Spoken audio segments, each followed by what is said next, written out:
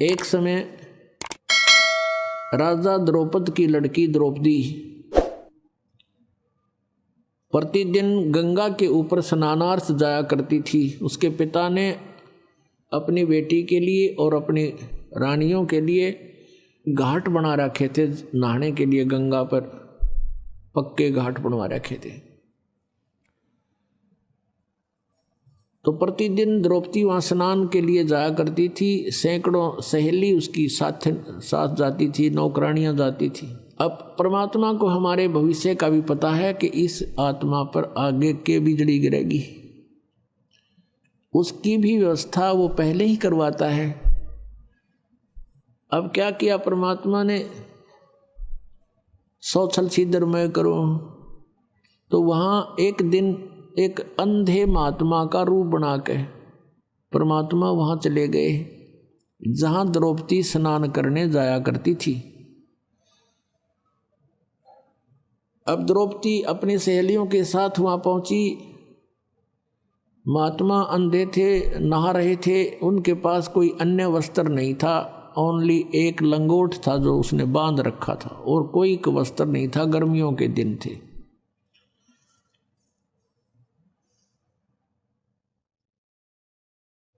अब द्रौपदी ने देखा कि महात्मा स्नान कर रहे हैं और जनाना जो उनका नहाने का स्थान था उसके डाउन स्ट्रीम में जिधर पानी बहकर जा रहा था, वहाँ उससे दूरी पर लगभग 2-3 एकड़ 400-500 फुट की दूरी पर स्नान कर रहे थे। अब द्रौपदी ने देखा महात्मा हैं, जो पुण्यात्मा होते हैं, साधु को देखकर एक विशेष अट्रैक्शन बनता है। और परमात्मा कबीर देव जी भी कहते हैं, कबीरा दर्शन साध के परमात्मा आवे याद, और लेखे में वाहे घड़ी बाकी का समय बर्बाद। साधु दर्शन राम का मुख पर बसे सुहाग, और दर्शोनी को होत हैं जिनके पूर्ण भाग। तो द्रौपदी की आत्मा क्योंकि पहले जन्म जन्मांतर से भगवान की भक्ति करती आ रही थी और परमात्मा के साथ नहीं जा चुकी, वो आत्मा फिर वहाँ अपने कर्म न भोग रही थी। एकदम कसक हुई कि महात्मा से कुछ बात करेंगे, परमात्मा की चर्चा करेंगे। फिर उसने सोचा कि साधु स्नान कर रहे हैं, तू भी स्नान कर ले, फिर आराम से बैठकर बात करेंगे, कुछ चर्चा करेंगे भगवान की। द्रौपदी ने स्नान कर लिया, आध पौन घंटा लग गया, और वस्त्र पहन के साड़ी बांध के वो बाहर आई। क्या देखा कि महात्मा की तरफ देखा कि चले तो नहीं गए। सामने क्या देख रही है कि महात्मा तो गहरे जल में चले गए। पहले तो ऊपर थे घुटनों से पानी में, फिर एकदम नीचे इतने पानी में, छाती पानी में पहुंच गए, और ऐसे हाथ मार रहे हैं, कोई वस्तु ढूंढ रहे हैं।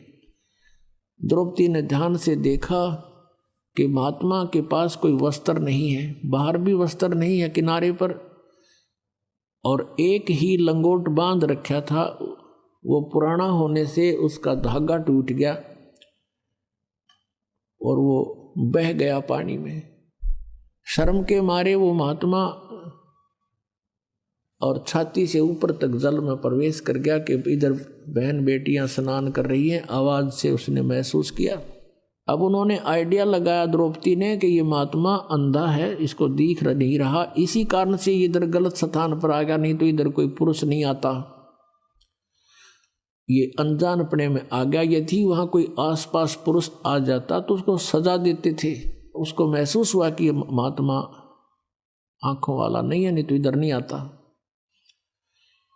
फिर द्रौपदी ने देखा कि इसके पास वो कोई वस्त्र नहीं है, और ये महात्मा शर्म के मारे जल में प्रवेश कर गया है, ये बाहर नहीं आएगा, और बेचारा सारा दिन इसमें खड़ा रहेगा, रात्रि के समय हुई ये बाहर आएगा, और फिर इसको वस्त्र कहाँ मिलेगा। तो लड़की ने उसी समय अपनी साड़ी में, जो राजा की लड़की कितनी कॉस्टली साड़ी पहनती होगी, विचार कर लीजिए पुण्यात्मा।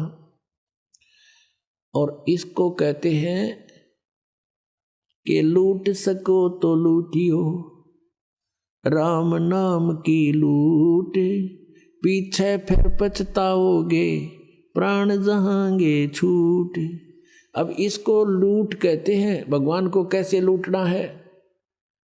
अब द्रौपदी ने अपनी साड़ी पाड़ के और जल में बहा दी कि महात्मा का हाथ लग जाएगी और ये इसको कौपीन बना के बाहर निकल जाएगा। वो हाथ नहीं लगी, उसको दिखाई दे नहीं था, वो दूर से खिसक गई। लड़की ने दूसरी साड़ी पाड़ी और फिर बहा दी, वो भी उसके लीर हाथ नहीं लगी। लीर माने एक टुकड़ा। दूसरी फिर पाड़ा वो एक लीर सी और वो बहा दी, वो भी हाथ नहीं लगी। 7-8 कौपीन, कम से कम 8-9 इंच की पाड़े थी। और ये 2 गेट देख लो कितने हो गए, लगभग 1.5 फुट हो जाता है। 7-8 में तो आधे से ज्यादा साड़ी गई।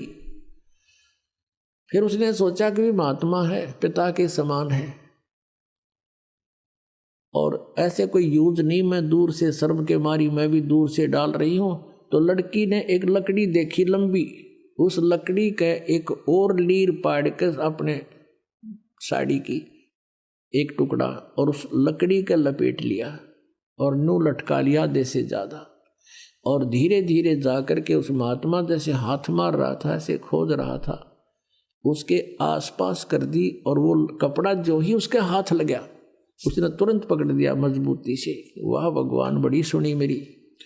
तब उसने देखा नू और जैसे अंधे करा कर ऐसे लीला की, अरे ये तो भाई किसी बहन बेटी का कपड़ा है, ये तो साड़ी का कपड़ा है। कहने लगा, बेटी आज तने मेरी इज्जत राखी है, मेरा पर्दा रखा है, भगवान तेरी इज्जत रखेगा और तने गणाए दे। अब कहते हैं 7 वचन पलटे नीचे पलट जा ब्रह्मांड, और वो तो भगवान आ रहे थे साध रूप में। अब पुण्यात्मा देते को हर देत है जहां तहां से आन, अन्ना दिया फिर मांगते फिर यो, परमात्मा सुने नहीं कान। अब आपके भाग में नहीं, सर प्रारब्ध में नहीं है कोई वस्तु। अब आपसे वो द्रौपदी अवाड़ी रिहर्सल कराई जा रही है, ये आपसे दान करवाया जा रहा है, आपको प्रेरित किया जा रहा है। और आने वाली कुछ आपदाएं आपकी ऐसे ही टलेंगी।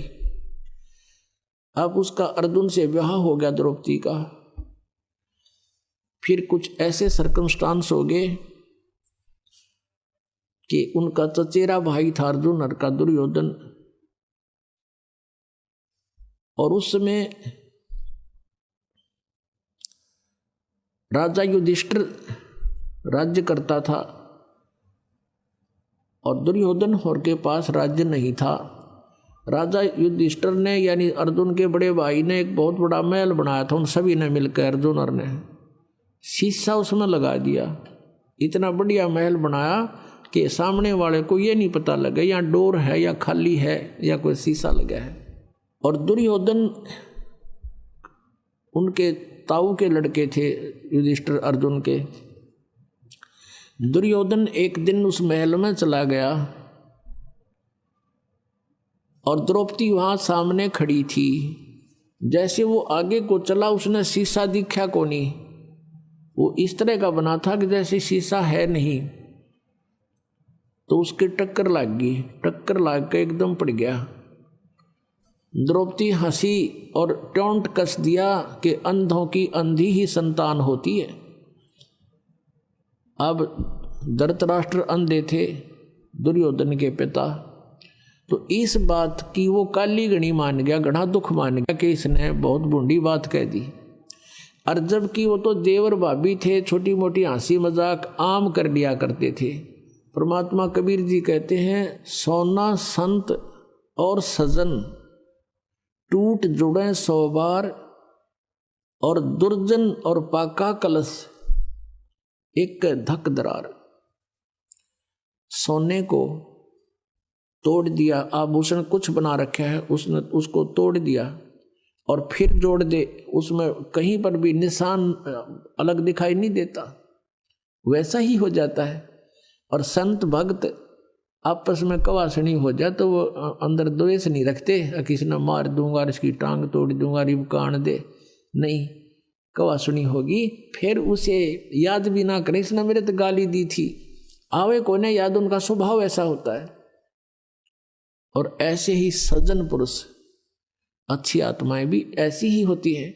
और कहते हैं दुर्जन दुष्ट इंसान, और जैसे पक्का कलश जैसे कुंभ होता है गढ़ा, एक का धक्के में दरार आ गई तो दोबारा नहीं मिल रहा, वहां से 100 जतन कर ले वह न्यारी दिखेगी। तो इस टाइप का था दुर्योधन। उसने तो उस दिन ठान ली कि इसका प्रतिशोध लूंगा। अब फिर क्या किया उन्होंने, जुआ खेला। जुए में इस युधिष्ठिर ने सब राज्य भी दांव पर लगा दिया। अंत में क्या कहा उन्होंने दुर्योधन और ने कि द्रौपदी और लगा दे, और जुआ खेलनिया इतना बेईमान हो सब पता नहीं क्या कर दे। उसने सोचा द्रौपदी और लगा दूं, हो सकता मेरा राज्य वापस आ जाए, और द्रौपदी भी हार गया। तो पुण्यात्मा, पहले समय में जो घटनाएं घटी और जिनसे इतना कष्ट बना, तो हमने उन पर एक ध्यान रखना है कि हमने ये जुआ आदि नहीं खेलना, ये सबसे बड़ा शत्रु है, और जो भाग में वही मिला है जीव को। तो इस करके हमने ये सब हानिकारक वस्तुओं का परित्याग करना होगा। तो उधर से क्या हुआ कि द्रौपदी को भी जीत लिया उन्होंने। अब दुर्योधन ने अब कहा अपने भाई को, दुशासन को, उससे छोटे वाला था, कि जा उस द्रौपदी को पकड़ के ला घसीट के। और वहां दरबार लगा हुआ था जहां वो खेल रहे थे जुआ। अब सारा राज्य जीत लिया, पांडव बैठे वहां माथे हाथ धरे, सारे के सारे बैठ जाओ यहां पर, तुम तो नौकर हो गए मेरे। वो वहां बैठ गए, और वहां पूरे दरबार में भीष्म पितामह, द्रोणाचार्य, कर्ण और विदुर, ये सब विराजमान बैठे गणमान्य व्यक्ति। दुशासन को कहा कि जाओ द्रौपदी को ला पकड़ के। उससे पहले एक बांदी, एक नौकरानी गई द्रौपदी से, कहा कि रानी बात बिगड़ गई। द्रौपदी ने कहा क्या हो गया, कि राजा युधिष्ठिर ने जुए में सभी राज्य जिता दिया और तेरे को भी दांव पर लगा दिया, दुर्योधन ने जीत लिया। अब तुझे लेने आ रहे हैं और तुझे नंगी करेंगे वहां पे। वो कह रहा उसको लाओ, यहाँ सुबह में नंगी करेंगे, क्योंकि हम तो अंधों की संतान हैं, हमें कुछ दिखाई नहीं दे, उसको शर्म आएगी नहीं। द्रौपदी कहने लगी कि बांदी तुझे नहीं मालूम, ठीक है जुआ में हार गए होंगे, मान गई तेरी बात, लेकिन नंगी कैसे करेंगे मुझे। वहां भीष्म पितामह बैठे हैं, द्रोणाचार्य गुरु बैठे हैं, और कर्ण बैठे हैं, उनके रहते क्या ऐसा जुल्म वो कर सकते हैं। अब बांदी कहने लगी मुझे नहीं मालूम, वो कह रहा था दुर्योधन कि नहीं ऐसा नहीं होता। अब इतने में दुशासन पहुंच गया और पकड़ कर उसके बाल यहां से घसीट के लाया ना, बुरी तरह बेइज्जती करके सभा में खड़ी कर दी। अब दुशासन ने कहा कि क्या आदेश है भाई इसके लिए। दुर्योधन ने कहा कि इसको नंगी कर दे, इसकी साड़ी चीर उतार दे, हम तो अंधे हैं, अंधों की संतान अंधी होती है, हमें थोड़ा ही कुछ दिखाई देगा इसका। अब यूं कह करके उसने दुशासन जो ही उसकी तरफ चला, उसका पल्ला पकड़ दिया साड़ी उतारने के लिए। तब उसने भीष्म पितामह, द्रोणाचार्य और कर्ण की तरफ कहा जो वहां बैठे थे, उनसे प्रार्थना की, नीची गर्दन कर ली, क्योंकि उस दुर्योधन के दुष्ट अन्न को खाकर उनके अंदर दोष पैदा हो गया था। फिर उसने देखा अपने 500 पांडव बैठे थे वहां पर कि ये अब कैसे सहन करेंगे मेरी इस बेइज्जती को। तब उनकी तरफ देखा, उन्होंने भी नीची गर्दन कर ली, क्योंकि वो वचन में बंध चुके थे। अब उसने देखा है कमाल की बात होगी, कोई भी नहीं सुन रहा मेरी। अपना आत्मा वहां वो 3 ऐसी बला बैठी थी, ऐसे सूरवीर बैठे थे। कौन कौन? द्रोणाचार्य, भीष्म पितामह और कर्ण। उनमें से एक भी खड़ा होकर यूं कह देना दुशासन खबरदार तो इस बेटी का हाथ लगाया था, अन्य कम्यो तुम क्या कर रहे हो, ऐसा जुल्म किधर देखा ना सुना, ऐसी बेइज्जती कर रहे हो तुम। तो दुर्योधन की हिम्मत नहीं थी, वो इतने सूरवीर थे, उनको पता था कि न एक बार हथियार उठा लिया था सारा वकल तार देंगे। और भीष्म पितामह है, उनका सबसे बुजुर्ग आदमी बैठा और वो भी दुष्ट वहीं बैठा रहा, एक भी ओछी मंदी नहीं की तुम क्या कर रहे हो, मान लीजिए सभा में एक बार टोकना चाहिए तुम गलत कर रहे हो ये ठीक नहीं, और नहीं मानता है तो उठ कर चला जाना चाहिए। वो उठकर भी नहीं गए, तीनों के तीनों वहीं बैठे रहे। उनके मन में दोष था कि हम भी इसको नंगी देखें, नहीं तो उठ कर चले जाते, नहीं मानते ना खड़ा होकर कहना चाहिए था भाई गलत कर रहे हो, और फिर भी नहीं मानते हैं बच्चे तो उठ कर चला जाना चाहिए। ये नियम होता है सभा का, एक सभ्य व्यक्ति का। उन्होंने ऐसा भी नहीं किया। अब परमात्मा कहते बंधे से बंधा पुकारे, बंधे से बंधा मिले छूटे कौन उपाय, और कर बंदगी निर्बंध की वो पल में दे छुड़ाए। अब जैसे किसी के पाछे हाथ बांध के छोड़ रखा है और दूसरे की भी तीसरे की, वो उन्हीं से कहे कि तुम मुझे खोल दे, वो कहे तू मुझे खोल दे, वृक्ष के बांध रखे दूर दूर, लेकिन वो नहीं खोल सकते। को निर्बंध आ रहा था उससे पुकार की कि हमें खोल दीजिए, उसने सबके बंधन खोल दिए। तो हम सभी बंधे हुए हैं यहाँ पर कर्मों के बंधन में। ओनली कबीर गॉड, परमेश्वर कबीर जी है जो निर्बंध है। अपनात्मा, इस कथा से हमें बहुत कुछ शिक्षाएं मिलेंगी। जब तक हम भक्ति भी कर रहे हैं और अब भगवान पर आश्रित नहीं होते, और हम ये सोचते हैं मेरा मित्र है मंत्री, मेरा रिश्तेदार है एमएलए, मेरा रिश्तेदार है फलाना अफसर, या वहाँ बड़ा सेठ है वो, तब तक हम भगवान पर नहीं उस पर आश्रित हैं। और जब जहाँ भगवान के सत्र का काम होता है वहाँ ना मंत्री कर सकता, ना प्रधानमंत्री, ना मुख्यमंत्री, ना को राष्ट्रपति, वो तो भगवान ही कर सकता है। अब जब द्रौपदी ने देख लिया ये पति भी झूठे हैं और मेरे साथ बेइज्जती हो रही है, नीचे गर्दन कर ली काहे के पति, और ये सभापति देख लिए नीची गर्दन करे बैठ के, वो मेरी तरफ देखते भी नहीं, अर्ध नहीं सुन रहे। जब संसार से जिसकी हट जाता है आस्था कि यहाँ कोई तेरा नहीं, तब हम भगवान याद आता है। तब उसने आत्मा रोई, उसकी मन की पुकार नहीं थी वहां पर। मन की तो पुकार है, मैंने गाड़ी दे दे, कार बड्डी सी, एक कोठी दे भगवान, फलाना दे भगवान, ये था मन की पुकार। और ये आत्मा की पुकार थी, सच्ची सचमुच आवश्यकता है अब इसकी बचाव की। अब क्या होता है कि यहाँ जब हम रोते हैं, रोते तो सभी हैं, जिस पर आपदाएं आती आत्मा सभी रोती हैं और याद भी करती हैं भगवान को लास्ट में।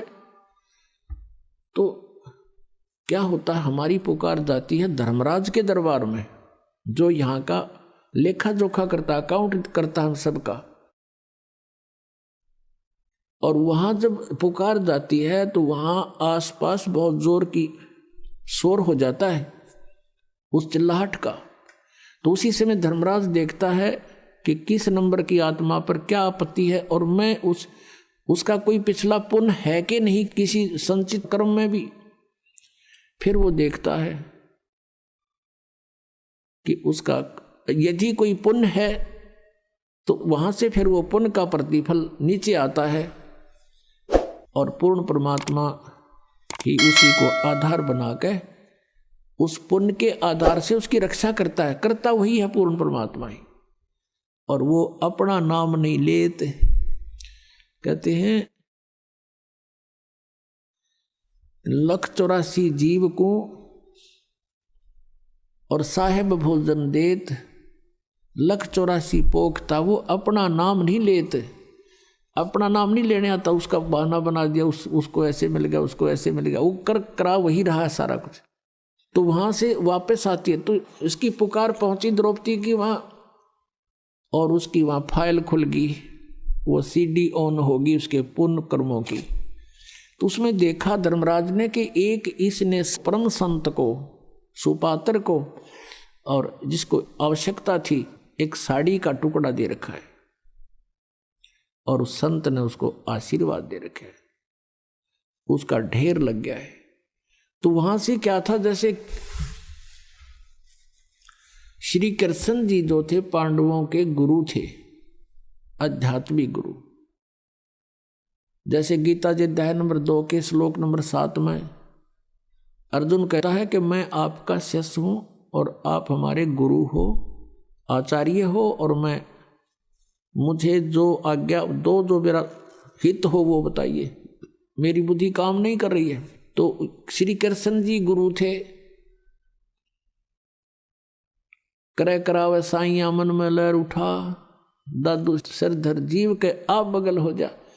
अब वहां से जैसे यहां से पुकार गई धर्मराज के दरबार में, वहां से रिफ्लेक्ट हुई कि उसका पुण्य है, उस पुण्य की प्रतिफल फिर आया श्री कृष्ण जी की शरीर में टकराया, क्योंकि उसका गुरु था वो। अब परमात्मा ने भक्ति को जीवित भी रखना था।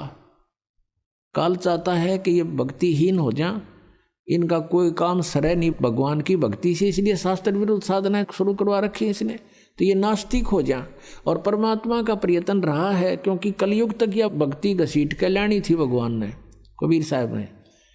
कभी समय आने पर बताएंगे कारण क्या था। अब प्रसंग दूसरा चल रहा है। जिन्होंने सत्संग ज़्यादा सुन रखे हैं उनको मालूम है कि परमात्मा कबीर जी परमेश्वर की और इस काल की वार्ता हुई थी। इसने कुछ प्रार्थना की थी और परमात्मा ने वचनबद्ध होकर उसने कहा था कि 3 युग में जीव थोड़े ले जाना, चौथे में आप कितने ले जाना। तो ये चाहता है कि चौथे युग तक इनको सबको नास्तिक बना दूं। जैसे महात्मा बुद्ध थे, पिछले जन्म के बहुत अच्छे पुण्यकर्मी प्राणी थे, राजा के घर जन्म हुआ, क्योंकि जो स्वर्ग में रह रहा उसका यहाँ दिल कहाँ लगे, राज भी त्याग दिया, भगवान पाने की चेष्टा की, लेकिन वे ऑफ वर्शिप ठीक ना होने से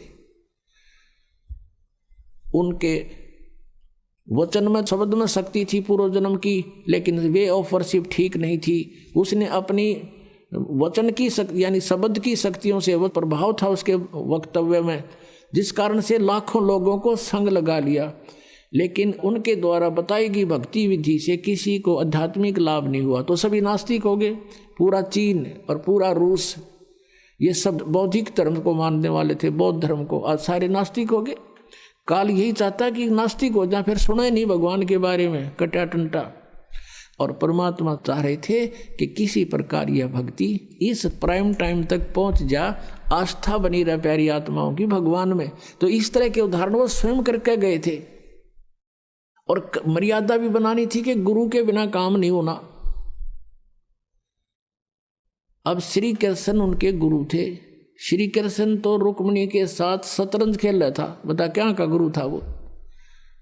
अब उससे क्या होना था, वो खुद थोड़ा रंगरेलिया मना रहे हैं।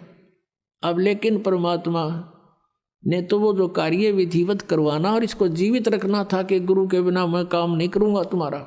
तो वहाँ रुक्मिणी बैठी थी और शतरंज के पास से डाले श्री कृष्ण जी ने, और पास से डालकर कुछ न्यो बोला करें, कच्चे 12 पक्के 18, जैसे भी कुछ उनका वो होते हैं कि इतने बोल कर जब मारा करते ऐसे। तो उसने न्यो पास से डाल दिए, और पास से डालकर हाथ ऐसे आकड़ गया, जैसे नो आकड़ गया और नो का अनंत। अब वो कृष्ण नहीं बोला, वो तो बुलवा गया उस परम शक्ति तय, क्योंकि वो वहां से फिर वहां भेजना था। अब हम तो यंत्र हैं उस परमात्मा के, चला वही रहा है। तो क्या बताते हैं, अब रुक्मिणी ने उनका हाथ पकड़ लिया कि हार गए ना, अनंत अनंत करने लग गए, बोल के मांगे इसमें पास से डाले हैं इसकी ये बोल। तब न बोली कि रुक्मिणी कर पकड़ा मुस्काई, हाथ पकड़ कर हंसन लागी, अनंत कहा मोकू समझाई। ये अनंत किस लिए कहा तूने, हार गया ना तू। तो वो कहते हैं दुशासन को द्रौपदी पकड़ी, हमारी भक्त शकल में सिखरी। अब यहाँ परमात्मा बुला रहे हैं श्री कृष्ण के यंत्र को, उस बॉडी को, और जो हमारा भक्त पिछोड़ी होई तो हमारा नाम न लेवे कोई। श्री कृष्ण तो वहाँ पासे खेलन लग गया, इतना कह के बस वो तो लग गया। आज जा खेल लेंगे। उसने ना पता है क्या हो रहा सांग। कहते हैं तन देही से पासा डारी, वो पहुंचे सुख समरूप मुरारी।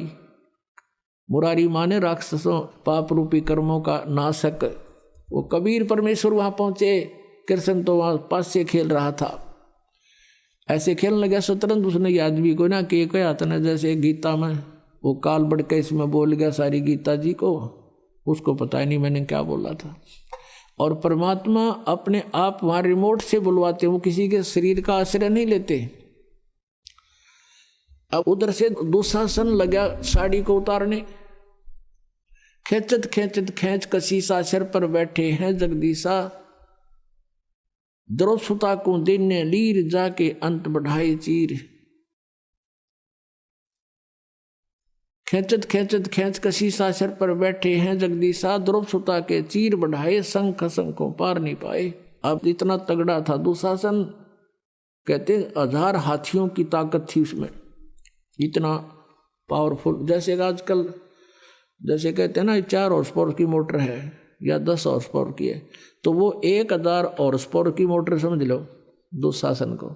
और द्रौपदी एक अबला, भगवान की शक्ति साथ थी, वो सारी पावर फैल होगी। कति खींच खींच कर तो बेइज्जती करना चाहो थे और खूब जोर लगा रहे थे प्रतिशोध लेने के लिए। गुस्से में पसीना पसीना हो गया योद्धा, और साड़ी का ढेर लग गया। और द्रौपदी नो की नो खड़ी है, टस से मस नहीं हुई, पसीना पसीना होकर बैठ गया आखिर में। उस समय जब उन्होंने साड़ी पकड़ी ही थी, पल्लू पकड़ा था खींचने के लिए दुशासन ने, उसी समय खड़ा हो गया कौन? वो विदुर। विदुर कौरव और पांडव का भाई था, उसका धृतराष्ट्र का और कौरव का भाई था। वो 3 भाई थे। ये बांदी से उत्पन्न हुआ था विदुर, तो उनका चाचा था, नाते में सगा चाचा। तो विदुर खड़ा हुआ और उनसे कहने लगा दुर्योधन और दुशासन से कि भले आदमियों तुम क्या करने जा रहे हो? अरे किसकी बेइज्जती कर रहे हो? अपनी ही बहू की। बाहर क्या कहेंगे कि अपनी इज्जत आप पे उतार रहे हो। तब विदुर ने कहा खड़ा होके कि विदुर कहे ये बंधु थारा, एक का कुल एक का परिवारा। विदुर के मुख पर लगा थपेड़ा। दुर्योधन ने खड़ा होके और अपने चाचा के थप्पड़ मारा। ने बोला तू तो सदा इन पांडवों की ओर बोला करे, तो इनका चमचा है, इनका नौकर है, तू न्याय की बात थोड़ी कहता है। तो दुष्ट इंसान ऐसे बोला करते हैं। कहते हैं विदुर कहे ये बंधु थारा, एक का कुल एक का परिवारा। विदुर के मुख पर लगा थपेड़ा और कहा तू तो है पांडवों का चेहरा, तू तो है बांदी का जाया। वहां भीष्म द्रोण और कर्ण मुस्काया।